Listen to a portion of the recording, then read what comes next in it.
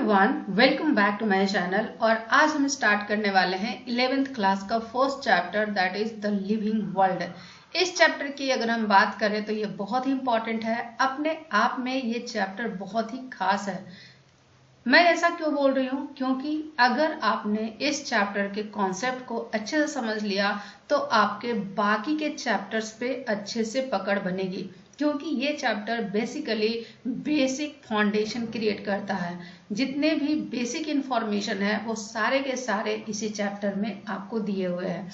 इस चैप्टर की अगर हम बात करें तो ये नीट में बहुत ही खास रोल प्ले करता है और इस चैप्टर से डायरेक्ट क्वेश्चन आते हैं जो कि बेसिकली एनसीईआरटी बेस्ड होता है। एनसीईआरटी के कॉन्सेप्ट को अगर आपने इस चैप्टर से समझ लिया तो आपके 110% क्वेश्चन सॉल्व होंगे with correct answer.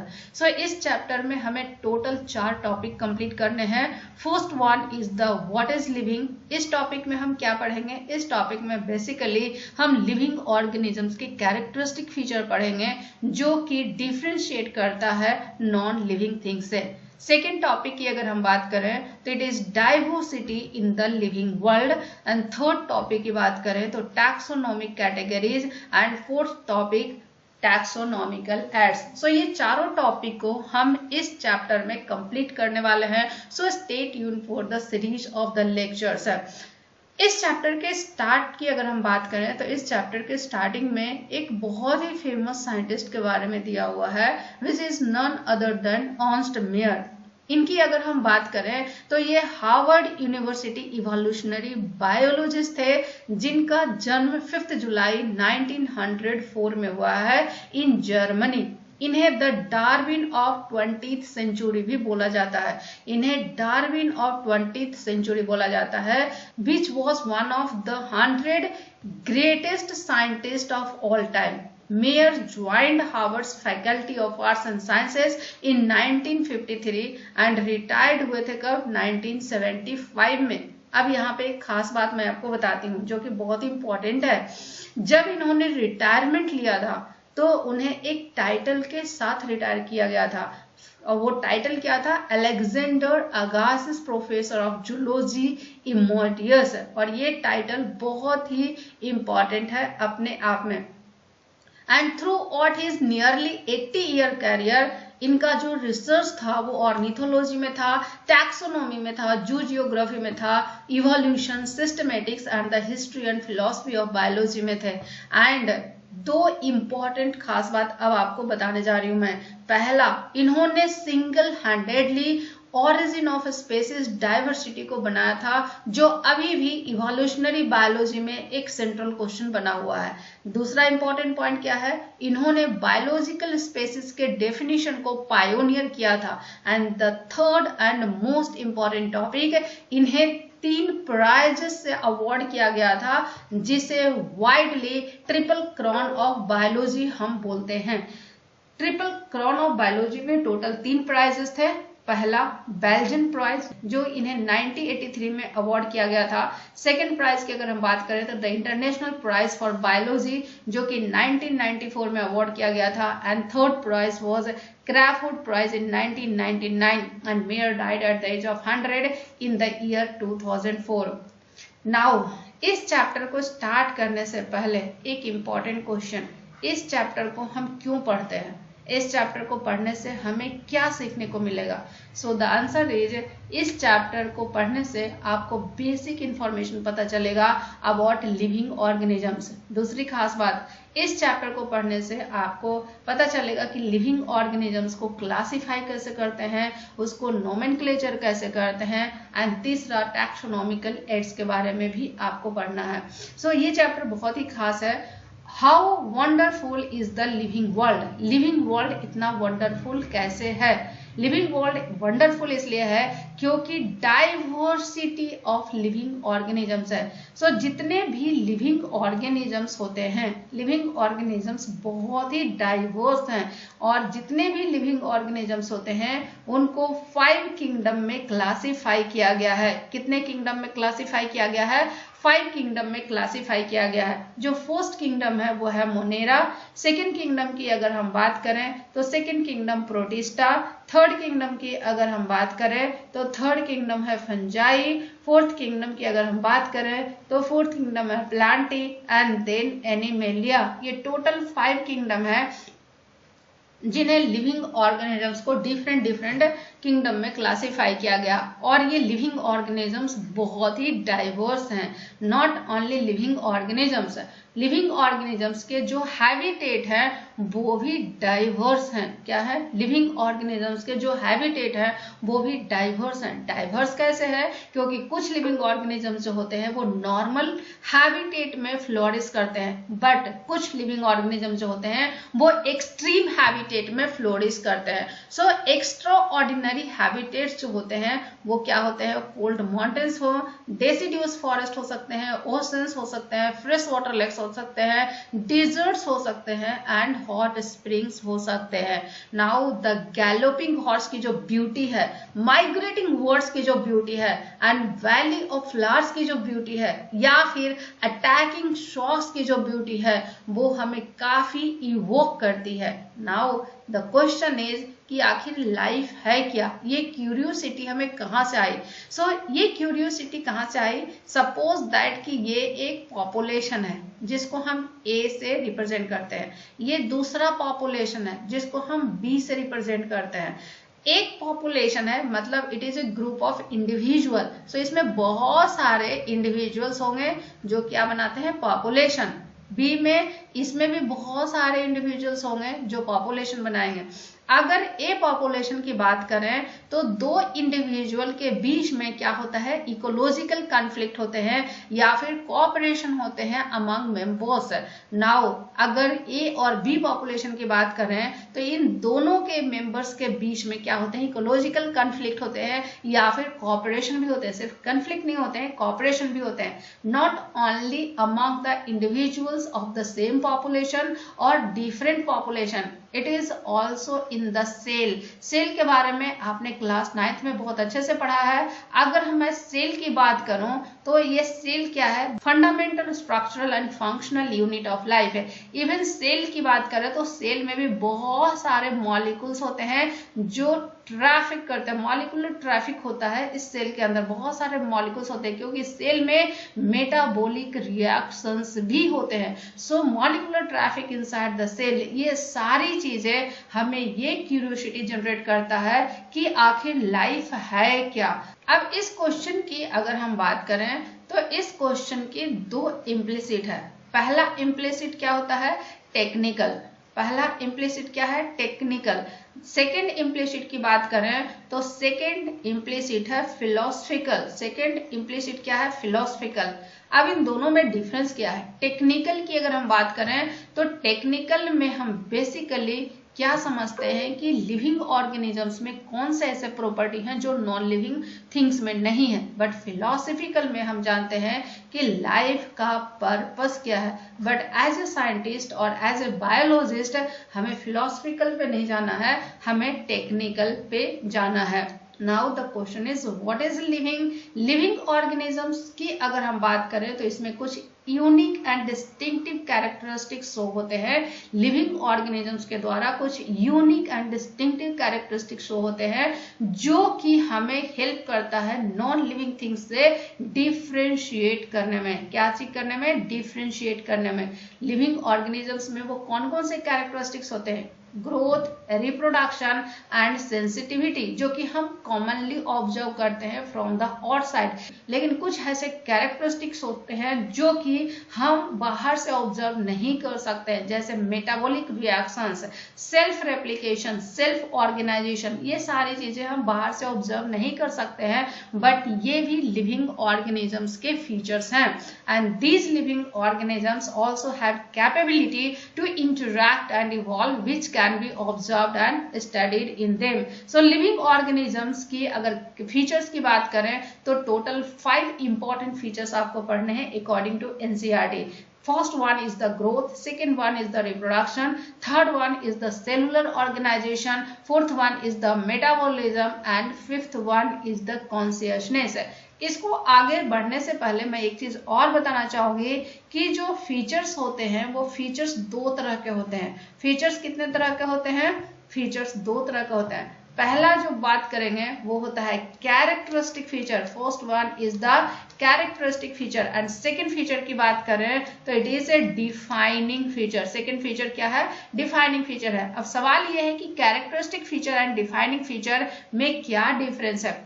Characteristic feature की अगर हम बात करें तो ये लिविंग ऑर्गेनिजम्स में तो होते ही होते हैं, बट यहाँ पे कुछ एक्सेप्शंस होते हैं। मीन्स ये नॉन लिविंग थिंग्स में भी होते हैं। किस में होते हैं? नॉन लिविंग थिंग्स में भी होते हैं। मीन्स कैरेक्टरिस्टिक फीचर अगर जो है वो लिविंग ऑर्गेनिजम्स में ही केवल नहीं होंगे, नॉन लिविंग थिंग्स में भी होंगे। मीन्स कुछ एक्सेप्शंस होंगे यहाँ पे। लेकिन अगर डिफाइनिंग फीचर की बात करें तो ये सिर्फ और सिर्फ लिविंग ऑर्गेनिजम्स में होते हैं। किस में होते हैं? लिविंग ऑर्गेनिजम्स में होते हैं। मीन्स यहाँ पे कोई भी एक्सेप्शन नहीं होगा, सिर्फ और सिर्फ लिविंग ऑर्गेनिजम्स में होंगे।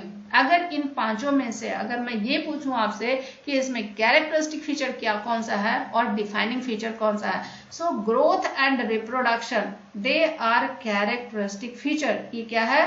कैरेक्टरिस्टिक फीचर है। लेकिन वहीं पे cellular organisation, metabolism and consciousness की बात करें तो it is a defining feature. ये क्या है? डिफाइनिंग फीचर है। अब सवाल ये है कि ये है क्या?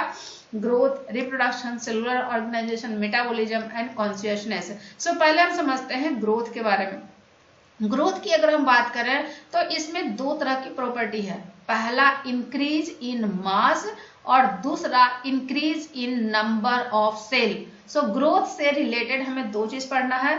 ग्रोथ कब होगा? जब मास में इंक्रीमेंट होगा या फिर नंबर ऑफ सेल में इंक्रीमेंट होगा। So these are the twin characteristics of growth है, इंक्रीज इन मास और increase in number of cells, and it is intrinsic property of living organisms. Growth क्या है? ग्रोथ लिविंग ऑर्गेनिजम्स का intrinsic property है, extrinsic properties नहीं है। Extrinsic properties हम आएंगे तब जब हम नॉन लिविंग थिंग्स के ग्रोथ को डिस्कस करेंगे। ग्रोथ लिविंग ऑर्गेनिजम्स का इंट्रिंसिक प्रॉपर्टी है। मीन्स लिविंग ऑर्गेनिजम्स के अंदर की प्रॉपर्टी है, वो अंदर से ग्रो होता है, ये सरफेस से ग्रो नहीं होता है। नाउ यहाँ पे दो तरह के कैरेक्टरिस्टिक फीचर होते हैं, मास में इंक्रीमेंट या फिर नंबर ऑफ सेल्स में increment. Now it is a fundamental characteristics of all living organisms and it is regarded as an intrinsic property of living organisms though which they can increase both in mass and number of cells in their body. और जितने भी living organisms होते हैं, living organisms आपको पता ही है, आपने fundamental unit of life में 9th क्लास में पढ़ा है कि ऑर्गेनिजम्स दो तरह के होते हैं, unicellular organism and multicellular organism. और ये दोनों के दोनों सेल डिवीजन के थ्रू ग्रो करते हैं। क्या करते हैं? सेल डिवीजन के थ्रू ग्रो करते हैं। बट जो pattern and duration of growth है वो डिफरेंट ऑर्गेनिजम्स में डिफरेंट होता है। Pattern and duration of growth different होता है डिफरेंट ऑर्गेनिजम्स में। फॉर एग्जाम्पल अगर प्लांट की बात करें तो प्लांट में जो ग्रोथ होते हैं वो थ्रू आउट देयर लाइफ होते हैं। वहीं पे एनिमल्स की अगर हम बात करें तो एनिमल्स में ग्रोथ लिमिटेड पीरियड के लिए होता है। नाउ यूनिसेलुलर ऑर्गेनिजम्स की अगर बात करें तो यूनिसेलुलर ऑर्गेनिजम्स में ग्रोथ एंड रिप्रोडक्शन दोनों सेल डिवीजन के थ्रू होता है। यूनिसेलुलर ऑर्गेनिजम्स में चाहे ग्रोथ हो या रिप्रोडक्शन हो, ये दोनों के दोनों सेल डिवीजन के थ्रू ही होता है। एग्जाम्पल क्या हुआ? बैक्टीरिया और amoeba. Means growth and reproduction both are mutually inclusive property। क्या है? यूनिसेलुलर ऑर्गेनिजम्स में growth and reproduction mutually inclusive event है। लेकिन वहीं पे अगर हायर एनिमल्स और प्लांट्स की बात करें तो ग्रोथ एंड रिप्रोडक्शन लिंक्ड होते हैं, बट वो म्यूचुअली एक्सक्लूसिव इवेंट होते हैं। Cell division not only occurs in living organisms at the time of growth and reproduction but also during maintenance to replace lost cells due to some injury from the body. Hence, to maintain original size, shape and structure of a body, new cells are formed by division in various living beings. Hence, growth involves both increase in mass and number of cells which takes place from inside body of the living organisms और जो कि irreversible होता है। Means means growth क्या है, irreversible process है। लेकिन वहीं पे अगर नॉन लिविंग ऑब्जेक्ट्स की बात करूं, जैसे स्नो माउंटेन्स हुआ, स्नो माउंटेन्स कैसे ग्रो करता है, addition of snow on them, crystals increases in size by addition of molecules on its surface, sand dunes increases by frequent transport of more materials from its native bed by natural agencies etc. But ये जो non living objects में growth होता है, ये suppose that कि ये mountain है, snow mountain है, तो ये ग्रो कब होगा, जब इस पे स्नो का ऊपर से डिपोजिशन होगा, जितना ज्यादा डिपोजिशन होगा उतना ग्रोथ होगा। इट मीन्स कि क्या ये एक्सट्रिंजिक प्रॉपर्टी है, यस ये एक्सट्रिंजिक प्रॉपर्टी है। लेकिन जो लिविंग ऑर्गेनिजम्स में ग्रोथ होते हैं वो इंटरनल ग्रोथ होते हैं और वो इंट्रिंसिक प्रॉपर्टी होता है। So we can say that non living objects growth क्या है, एक्सट्रिंसिक प्रॉपर्टी है, जबकि लिविंग ऑर्गेनिजम्स में ग्रोथ क्या है, इंट्रिंसिक प्रॉपर्टी है। इट मीन्स कि non living objects increase their mass by accumulation of material on surface by any external agency, जो कि रिवर्स्ड हो सकता है। इट मीन्स कि ग्रोथ क्या है, ग्रोथ डिफाइनिंग फीचर नहीं है बल्कि कैरेक्टरिस्टिक फीचर है। क्यों? क्योंकि ग्रोथ नॉन लिविंग थिंग्स में भी हो रहे हैं, नॉन लिविंग ऑब्जेक्ट्स में भी हो रहे हैं। नेक्स्ट इंपॉर्टेंट फीचर है रिप्रोडक्शन। रिप्रोडक्शन क्या होता है, reproduction is production of new individuals of the same kind by the grown up individuals. Suppose that कि अगर ये ह्यूमन है तो ह्यूमन रिप्रोड्यूस करेंगे तो ये ह्यूमंस ही बनाएंगे, लेकिन अगर मैंगो ट्री है तो मैंगो ट्री रिप्रोड्यूस होके मैंगो ट्री ही बनाएंगे। सो रिप्रोडक्शन क्या है, it is the production of new individuals of the same kind by the grown up individuals and it is the fundamental characteristics of living organisms and characteristics exhibited by living organisms which can produce new ones of their own kind। and reproduction की बात करें तो दो तरह के reproduction होते हैं, sexual and asexual.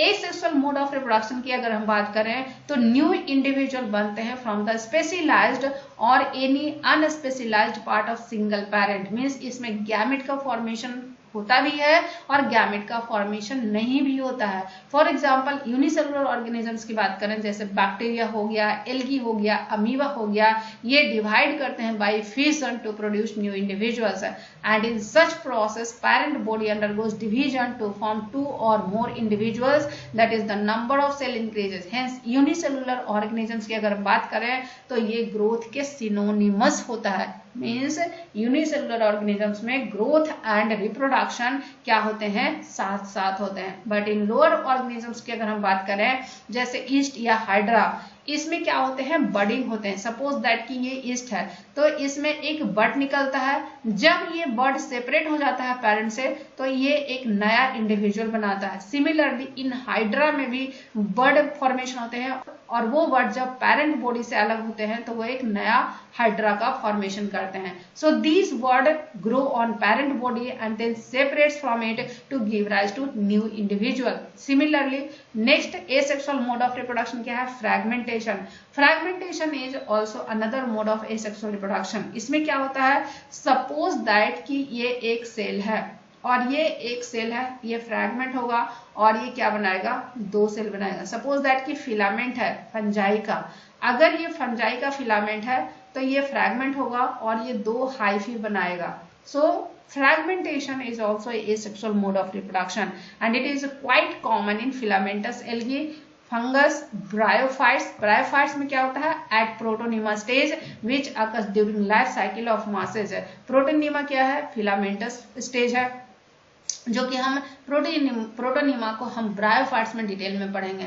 Next one is the planaria, जिसको फ्लैट बॉम्ब्स बोलते हैं and they exhibit extraordinary ability to regenerate its lost body parts completely which is known as true regeneration and this is a method of reproduction as new planarians developed by splitting of parent planarian bodies either lengthwise or transversely. Higher organisms की अगर बात करें, जैसे plants हो गए, animals हो गए, यहाँ पे सेक्सुअल मोड ऑफ रिप्रोडक्शन बहुत ही कॉमन है। और सेक्सुअल मोड ऑफ रिप्रोडक्शन क्या होता है, सेक्सुअल मोड ऑफ रिप्रोडक्शन में गैमेट फॉर्मेशन होता है from 2 parents of opposite sexes but same species and ये गैमेट फ्यूज करके क्या बनाते हैं, जायगोट। जायगोट न्यू ऑर्गेनिजम्स में डेवलप करते हैं। Hence reproduction is shown by all living organisms except a few which are either sterile or infertile, like mule workers. We infertile human couples do not reproduce at all. Means reproduction living organisms के द्वारा show किए जाते हैं, but कुछ ऐसे हैं जो कि रिप्रोड्यूस नहीं करते हैं, जैसे स्टेराइल या इनफर्टाइल, लाइक म्यूल वर्कर भी infertile human couples, and so they cannot reproduce their offspring, so they cannot produce their offsprings but show all other characteristics of living organisms. Means इनमें living organisms के सारे characteristic features होते हैं but वो reproduce नहीं कर सकते हैं. Means reproduction is not a defining feature. Means सारे के सारे living organisms reproduce नहीं कर सकते हैं. Although non-living objects can replicate by itself, by its own, that is the power of replication or production of new individuals of their own kind is totally absent in them. Non-living objects होते हैं वो reproduction नहीं होता है non living objects में, लेकिन जो living organisms भी होते हैं सारे के सारे लिविंग ऑर्गेनिजम्स रिप्रोड्यूस नहीं कर पाते हैं. तो reproduction is a characteristic feature, it is not a defining feature. Next one is the metabolism. जितने भी लिविंग ऑर्गेनिजम्स होते हैं सभी के सभी केमिकल से बने होते हैं. जैसे आपने सेल पढ़ा होगा, तो सपोज दैट कि अगर ये सेल है तो सेल में क्या होते हैं, मैक्रोमोलिक्यूल्स होते हैं जो कि बायोमोलिक्यूल्स होते हैं. और ये जो बायोमोलिक्यूल्स होते हैं वो चार तरह के होते हैं. First one is the carbohydrate, second one is the protein, third one is the fat जिसको लिपिड बोलते हैं, and fourth one is the nucleic acid. और ये सारे के सारे मेटाबॉलिक प्रोसेसेस के थ्रू बनते हैं. मीन्स ये सारे के सारे स्मॉल मॉलिक्यूल से बनते हैं. जो मॉलिक्यूल्स होते हैं वो स्मॉल भी होते हैं और लार्ज भी होते हैं, जो कि जिनकी क्लासेस अलग होती है, साइज अलग होती है और फंक्शंस अलग होती है. और ये बायोमॉलिक्यूल्स कॉन्स्टेंटली सिंथेसाइज भी होते हैं एंड ब्रोकन डाउन भी होते हैं into some other biomolecules in the body of living organisms through various kinds of reactions. और ये जो मेटाबॉलिक रिएक्शंस है ये रिएक्शंस कंटिन्यूअस होता है सेल में. And such thousands of chemical reactions which occur inside living organisms during various processes, जैसे photosynthesis हुआ, रेस्पिरेशन हुआ, और ये सारे प्रोसेस लिविंग स्टेट को मेंटेन रखता है. And the sum total of chemical reactions occurring in the body of living organisms is known as metabolism. Metabolism दो तरह के होते हैं. First one is the catabolism and second one is the anabolism. Second one क्या है, anabolism. Catabolism means complex substances simple substances में convert होते हैं, कॉम्प्लेक्स सिंपल में कन्वर्ट होता है. वहीं पे एनाबॉलिज्म की अगर हम बात करें तो यहाँ पे सिंपल से कॉम्प्लेक्स का फॉर्मेशन होता है और दोनों प्रोसेस के लिए एटीपी की रिक्वायरमेंट होती है. बट जब कैटाबॉलिज्म होता है तो एटीपी क्या होता है, रिलीज होता है, एनर्जी रिलीज होता है जो वेरियस प्रोसेसेस के लिए यूटिलाइज होता है. लेकिन वहीं पे एनाबॉलिज्म की अगर हम बात करें तो एटीपी यहाँ पे यूज होता है. So all living organisms from unicellular to multicellular, that is bacteria to multicellular fungi, plants and animals possesses metabolism of their own kind. So metabolic processes होता है क्या, synthesis of molecules जिसको anabolism बोलते हैं, synthesis of proteins from amino acids. Metabolic processes जिसमें large molecules broken होकर smaller molecules में convert होते हैं उसको कैटाबॉलिज्म बोलते हैं. And catabolism basically best example है ग्लाइकोलिसिस. ग्लाइकोलिसिस में क्या होता है, ग्लूकोज मॉलिक्यूल कन्वर्ट होता है दो पायरुवेट मॉलिक्यूल में, या फिर कंप्लीट ऑक्सीडेशन ऑफ ग्लूकोज अगर हम बोलें तो कंप्लीट ऑक्सीडेशन ऑफ ग्लूकोज जब होता है तो glucose carbon dioxide and water का फॉर्मेशन करता है. सो दिस इज कैटाबॉलिज्म और इसमें एटीपी का सिंथेसिस होता है जो वेरियस प्रोसेसेस के लिए यूज होता है. नॉन लिविंग ऑब्जेक्ट्स की अगर हम बात करें तो नॉन लिविंग ऑब्जेक्ट्स मेटाबॉलिज्म किसी भी हालत में शो नहीं करते हैं. इट मीन्स कि मेटाबॉलिज्म क्या है, डिफाइनिंग फीचर है या कैरेक्टरिस्टिक फीचर है. सो मेटाबॉलिज्म एक डिफाइनिंग फीचर है लिविंग ऑर्गेनिजम्स पे का, यहाँ पे कोई भी एक्सेप्शन नहीं है. Although some of this can be made to occur outside the body in cell free system. Means metabolic reactions को हम टेस्ट ट्यूब में भी परफॉर्म कर सकते हैं, बट ये रिएक्शन जो होते हैं वो लिविंग रिएक्शंस नहीं है क्योंकि ये टेस्ट ट्यूब में होते हैं. Hence, the way cell performs all its functional processes to organize or constitute the body of an organism, जिसको cellular organization बोलते हैं. So cellular organization is also a defining feature. क्यों? क्योंकि आपने पढ़ा है कि cell is the fundamental structural and functional unit of life and cell is the first stage जो कि डिफरेंशिएट करता है लिविंग ऑर्गेनिजम्स को नॉन लिविंग थिंग्स में। नेक्स्ट प्रॉपर्टी क्या है? कॉन्शियसनेस। कॉन्शियसनेस क्या होता है? बेसिकली जो लिविंग ऑर्गेनिजम्स होते हैं वो आउटसाइड चेंजेस को डिटेक्ट करते हैं। आउटसाइड जो चेंजेस होता है, सपोज दैट कि ये लिविंग ऑर्गेनिजम्स हैं, सपोज दैट कि ये लिविंग ऑर्गेनिजम्स हैं, क्या ये अपने इन्वायरमेंट में जो चेंजेस हो रहा है, सपोज दैट टेम्परेचर बढ़ रहा है या टेम्परेचर कम हो रहा है, क्या इसको डिटेक्ट करेंगे? यस, ये डिटेक्ट करते हैं और उसी के अकॉर्डिंग वो क्या करते हैं? रिस्पॉन्स करते हैं। दिस इज बेसिकली कॉन्शियसनेस और ये सारे लिविंग ऑर्गेनिजम्स करते हैं। So consciousness is a basically defining feature of living organisms है।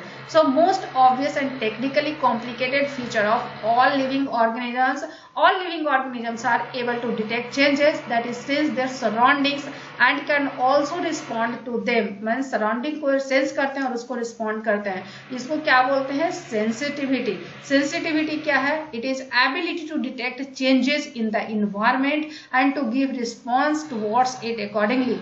Any change that can be detected by an organism जिसको बोलते हैं stimulus, and this can be physical or chemical. stimulus दो तरह का हो सकते हैं, physical या chemical. physical में क्या आएगा? intensity, duration, direction of light, sound, change in temperature and duration of length, day length, etc. chemical की बात करें तो इसमें एसिड्स आएंगे, pollutants आएंगे या फिर biological भी हो सकते हैं। so biological में कोई organisms भी आएंगे। All organisms from prokaryotes like bacteria to the complex eukaryotes जैसे plants, animals and fungi ये sense करते हैं various changes up to variable degree in their surroundings and they can also respond by showing movements or behavioral changes in respect to stimuli. For example जैसे plant, soyabean, radish, animals की बात करें sheep, goat, horse ये सारे के सारे breed और reproduce करते हैं specific season में जैसे winter, summer and autumn. It means कि they are known as seasonal breeders. इसको क्या बोलते हैं? seasonal breeders as the reproduction behavior changes with the length of day जिसे photo period बोलते हैं। Therefore they mate or reproduce during their specific breeding seasons only. Plant की बात करें तो ये sensitive होता है external factors से जैसे light, water, temperature, pollutants and other organisms। Human beings की अगर हम बात करें तो human being is the only organism who is aware of himself. Means ये क्या है? सेल्फ कॉन्शियस है। ये क्या है? सेल्फ कॉन्शियस है with awareness of the surrounding. ये क्या करते हैं? Relate his mind to changes taking place in the world. लेकिन प्लांट की बात करें, फंजाई की बात करें तो वो अपने माइंड को रिलेट नहीं कर सकते हैं जो कि उनके आसपास में चेंजेस हो रहा है। लेकिन ह्यूमंस क्या करते हैं?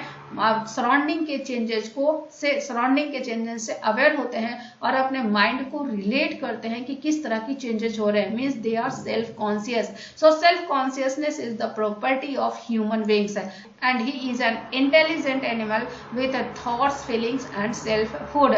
कॉन्शियसनेस की बात करें तो ये क्या है? लिविंग ऑर्गेनिजम्स की डिफाइनिंग फीचर है, नॉट कैरेक्टरिस्टिक फीचर, क्योंकि ये नॉन लिविंग थिंग्स के द्वारा नहीं किया जाता। So this is all about what is living beings. So now in our next lecture we will discuss about diversity in the living world. So stay tuned for this lecture. Thank you very much.